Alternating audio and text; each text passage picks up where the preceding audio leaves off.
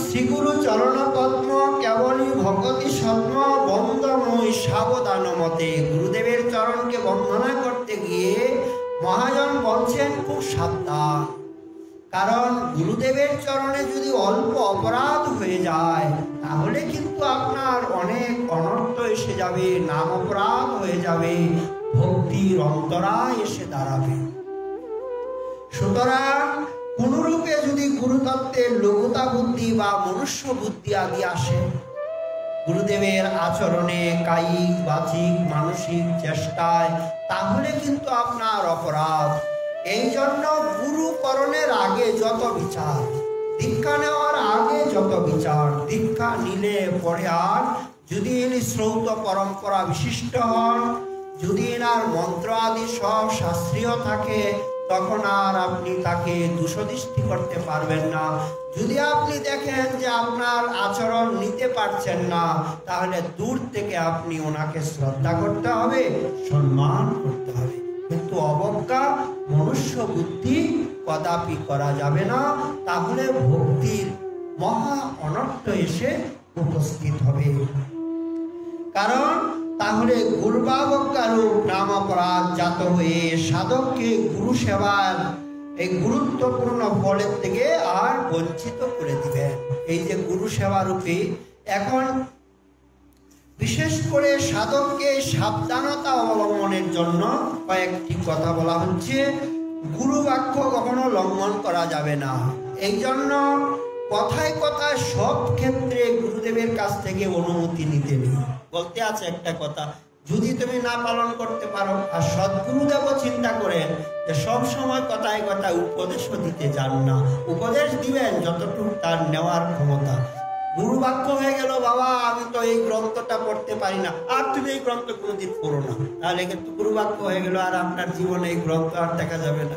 কেমন ঘটনা হয়ে গেল, মহা অনর্থ। আমাকে এসে কোনো ভক্ত বলছে যে আমি তো গুরুদেবকে জিজ্ঞাসা করেছিলাম রাধারস সুধানিধি পড়তে পারবো কিনা, এখন তো আমাকে বাবা না করে দিয়েছে, এখন আর আমাদের করার কিছু ক্ষমতা নেই, কারণ আপনার বাবার উপরে আর আমাদের চাবি চালানোর ক্ষমতা নেই, কারণ গুরু আজ্ঞা হয়ে গেছে। এইরকম মহা অনর্থ এসে দাঁড়িয়ে যায়। যার জন্য বলছেন গুরু বাক্য নিতে হবে ভজনের জন্য, ভক্তির অনুকূলে সব ক্ষেত্রে, নয়তো মর্যাদা লঙ্ঘন হবে। গুরুর পাদুকা, বস্ত্র, স্নান জল, শয্যা প্রভৃতি ব্যবহার্য বস্তুসমূহ কখনোই লঙ্ঘন করা শিষ্যের জন্য একান্তই বিচার্য, যেন কখনো লঙ্ঘন না হয়। চেষ্টা করতে হবে। গুরুদেব স্নান করে গেলেন আর সেই জলের উপর দিয়ে চলে গেলাম, কলির প্রভাব, ভয়ঙ্কর সময়। এখন পাপিষ্ঠ নেত্র, যদিও আপনাদেরকে বলি দুর্দর্শনী অপরাধ, কারণ নিন্দনস্তু দূষকীর্তন কিন্তু হয়ে যায়, যে দেখে ফেলি তো চোখে চোখে। এখন এমন সময় এসে গেছে যে গুরু এবং শিষ্য একই সঙ্গে দু চেয়ারে বসে আছে। এখন গুরুদেবকে শিষ্য আদেশ দিচ্ছে আমাকে একটু চা করে দিন, নিজের কানে শোনা, কিন্তু আমি বেশা শুনে বসে আপনাদেরকে অন্য কিছু বলার। তখন আমি সেখানের থেকে ভয়ে ভয়ে চলে আসলাম, বলে বাবারি বাবা আমি তো শিষ্য হতেও পারিনি, আর ভবিষ্যতে হতেও পারবো না, কিন্তু এইরকম যদি সঙ্গের মধ্যে একবার পড়ে যায় তাহলে তো যাবে এখানে। এই জন্য খুব কঠিন সময়।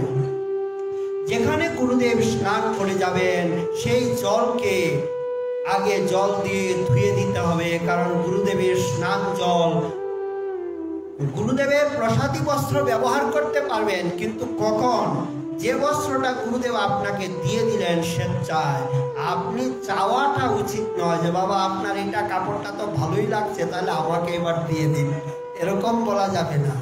গুরুদেব যদি স্বেচ্ছায় দিয়ে দেয় প্রসন্ন হয়ে, এটা বা কোনো জায়গায় ওনার ব্যবহারের অনুপযোগী হয়েছেন, তখন আপনাকে দিয়ে দিলেন। যার জন্য পাদুকা তো কদাপি নয়।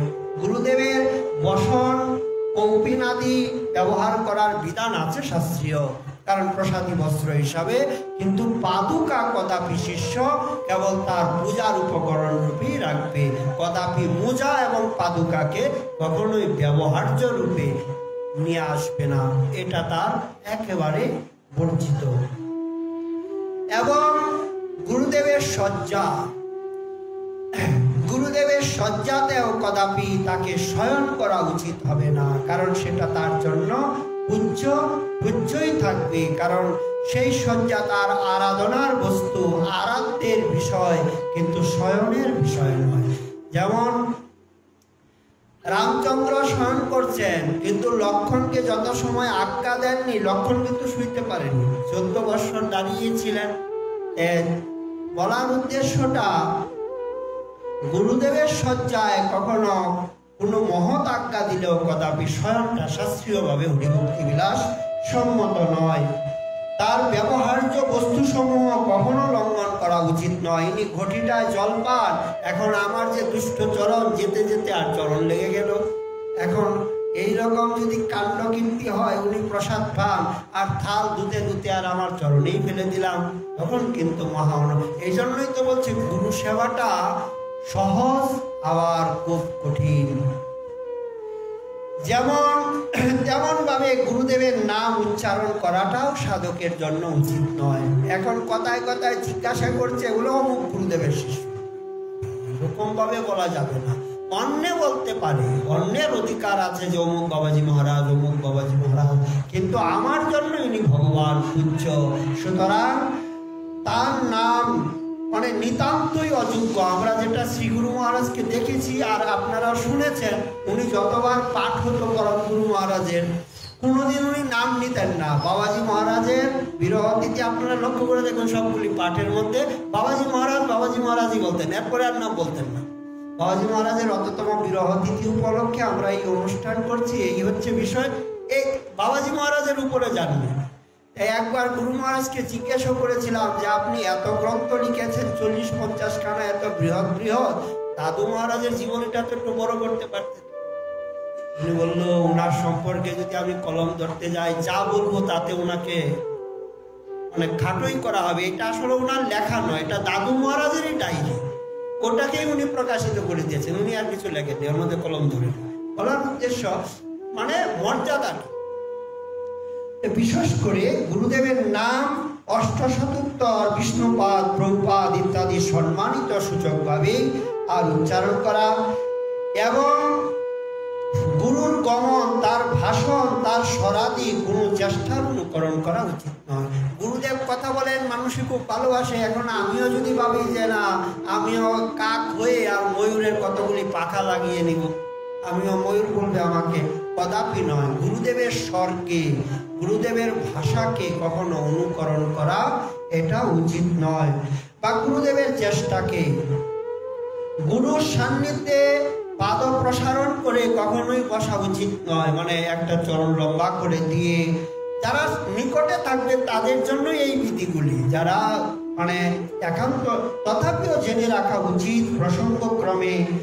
এবং গুরুর উপরে উপস্থাপন করে নিজের পথ দেখা যায় এমনভাবে আর বসবেন না। গুরুদেবের সামনে চরণ দেখিয়ে, যেমন মহাপ্রসাদ, প্রসাদ পাওয়ার সময় চরণ দেখিয়ে প্রসাদ পেতে নেই, কারণ প্রসাদ গোবিন্দ অভিন্ন বলা হয়েছে। কারণ আমি এমনভাবে চরণ মেলিয়ে আর প্রসাদ পাচ্ছি, প্রসাদের অবজ্ঞা হয়। গুরু বৈষ্ণবের সম্মুখে বসেছি আর চরণ কানাকে মেনে দিয়ে বা কিছু একভাবে, এটা মর্যাদা শূন্য আচরণ বলেই শাস্ত্র ব্যাখ্যা করেন। গুরুদেবের সম্মুখে হাই তোলা, উচ্চ হাস্য করা, অঙ্গুলি স্ফুটন, অঙ্গ দোলন, হস্তপদাদি শরীরের কোনো অংশ নাচানো ইত্যাদি একেবারেই বর্জিত। গুরুর সম্মুখে গমন করে তার আদেশ ভিন্ন বসবেন না। গুরুদেবের কাছে এসেছেন, এখন গুরুদেব যদি আপনাকে বসতে অনুমতি না দেয় আর আপনি কে কথা নেই বার্তা নেই বসে গেলেন, আমি তো এসে গেছি, এটাও অনুচিত আচরণ বলছেন। অথবা কৃতাঞ্জলি ফুটে সম্মুখে দাণ্ডায়মান থাকাই হচ্ছে শিষ্যের কর্তব্য। বাবা আজ্ঞা হোক, আরে কি করব বলুন, এরকম না, আজ্ঞা হোক, আপনার আজ্ঞা হোক, এই সমস্ত ভাষা প্রাচীনকালে ব্রজে সকলের মুখেই ছিল। যা গুরুদেবের নিকট অবস্থানকালে তার আদেশ না নিয়ে কোথাও যাওয়া, গুরুদেবের অগ্রে অন্যের পূজা বন্দনাদি না করা, গুরুর সমীপে শাস্ত্র বাক্যা দীক্ষাদান, গুরুর আজ্ঞা ভিন্ন না করা, গুরুর সমক্ষে অন্যের প্রতি প্রভুত্ব প্রকাশ করা, অন্যকে তিরস্কার করা, গুরুদেবের প্রতি অবজ্ঞাসূচক কোনো বাক্য ইত্যাদি কোনো কিছুই না করা, এইগুলি ভক্তির অন্তরায়। কিন্তু ভক্তির সমর্থ কি? ভক্তি কি করে লাভ হবে গুরু সেবায়?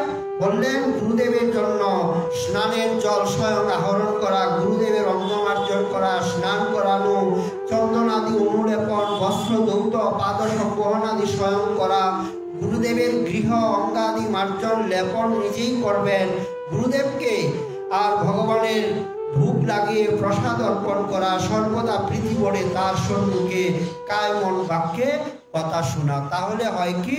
অর্থাৎ অনায়াসে যুধিষ্ঠির মহারাজ যে সমস্ত অনর্থগুলির কথা বলছিলেন সেই অনর্থগুলির সাথেও অনায়াসে আর এই গুরু সেবার দ্বারা লাভ করবেন। কারণ এক একটা অনর্থের জন্য এক একটা অঙ্গ যাজন করতে হয়। ভাগবতে আছে অসংকল্পা জয়েত কামং। যুধিষ্ঠির মহারাজের উত্তরে নারদ বলছেন যে হে রাজন, কাম জয় করতে হলে সংকল্প বর্জিত হওয়া চাই। আর ক্রোধং কাম বিবর্জনা, আর নিঃশেষ রূপে বাসনা জয় করতে পারলেই কাম জয় হয়। ক্রোধ জয় করতে হলে কামকে আগে ত্যাগ করতে হয়, কারণ কাম প্রতিহত হলেই ক্রোধ হয়। এবং অর্থ অনর্থেক সয়া লুবং, অর্থ এবং অনর্থ সৃষ্টির ফলে ভোগ্য বস্তু মাত্র যে অনর্থ সৃষ্টি হয়, সেই অনর্থের নিষ্কৃতির জন্য আর কি করতে হবে? লোভকে ত্যাগ করতে হবে। তত্ত্ব বিচার অনুশীলনের দ্বারা ভয়কে দূর করতে হবে। ভয়ং তত্ত্ব মমর্ষণা আন্বিক শিক্ষা সুখমোহ দম্পং মহৎ উপাসয়া। আন্বিক শিখি জ্ঞানের বলে আর প্রকৃতি পুরুষের বিবেক উদয়ে সুখ মোহকে নাশ করেন। সাধুর সেবার দ্বারা দম্ভ জয় হয়। মহৎ সেবার ফলে কি হয়? এই যে দম্ভ, অভিমান, অহংকার, এগুলি মহৎ সেবার দ্বারা আর জয় হয়। কাম চেষ্টা ত্যাগ করলে হিংসা দূরীভূত হয়। কৃপাগুণ অর্জন করলে আদি ভৌতিক দুঃখের নিবৃত্তি হয়। সমাধির বলে আদি দৈবিক তাপের নিবিষ্টি হয়। অষ্টাঙ্গ যুগের প্রভাবে আধ্যাত্মিক ক্লেশের উপশম হয়।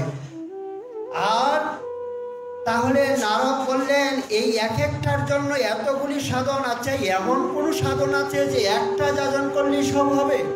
তখন সর্বশেষে বলছেন এত সর্বং গুরু ভক্তা পুরুষ অঞ্জসা জয়ের। একমাত্র বলছেন যে গুরু ভক্তির ফলে, গুরু সেবার ফলে এই সমস্ত অনর্থগুলি, সমস্ত সাধন অনর্থগুলি সাধন করার যে বাধা বিঘ্নগুলি একমাত্র গুরু সেবার দ্বারা অনায়াসে সাধক আর তিনি জয় করে ধন্য হবেন।